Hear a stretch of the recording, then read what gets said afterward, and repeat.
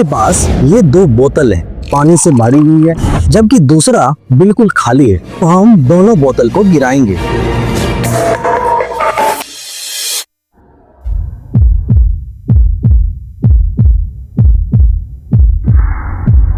आपने देखा कि ये दोनों बोतल ऑलमोस्ट एक साथ नीचे गिरा। तो ऐसा हुआ कैसे और क्यों हुआ, आइए हम लोग समझते हैं। यह है बच्चों एग्जाम्पल फ्रीली फॉलिंग बॉडी का। सबसे पहले फ्रीली फॉलिंग बॉडी होती क्या है?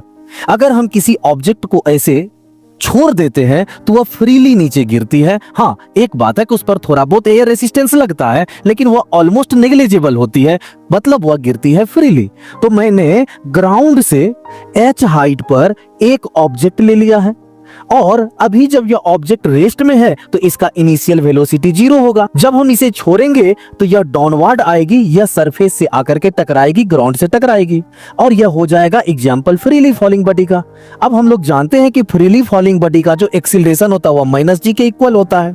तो अब हम लोग देखते हैं कि इस ऑब्जेक्ट को ग्राउंड तक पहुंचने में टाइम कितना लगा। इसके लिए हम लोग एक फॉर्मूला यूज करेंगे, s = ut + ½ at²। अब यह जो हाइट है यह एक वेक्टर है, अपवर्ड डायरेक्शन में रहता तो हम लोग इसे लेते प्लस में, लेकिन यहाँ ऑब्जेक्ट डाउनवर्ड आ रही है, मतलब हाइट के अपोजिट आ रही है, तो यहाँ पर डिस्प्लेसमेंट हमें -h लेना होगा। u 0 है, एक्सीलरेशन -0 है, -g है। अब हम सबको इस इक्वेशन में पुट कर देते हैं तो -h = -½ gt² आ रहा है, तो gt² = 2h, तो 2 इक्वल्स हो गया √2h/g। अब आप लोग इस फॉर्मूला में देख सकते हैं कि कहीं भी इसमें मास यूज नहीं हुआ है। इसका मतलब है कि जब किसी बॉडी को हम कुछ हाइट से गिराते हैं, मतलब फ्रीली फॉलिंग बॉडी को जो ग्राउंड तक पहुंचने में टाइम लगता है वह उसके मास पर डिपेंड नहीं करता है, मास से इंडिपेंडेंट होता है। अब हमारे पास जो दो बोतल थी, एक में पानी भरा हुआ था, मींस उसका मास ज्यादा था, और दूसरा जो बोतल था वह वैकेंट था, खाली था, उसका मास कम था। अब मैंने दोनों को एक साथ गिराया।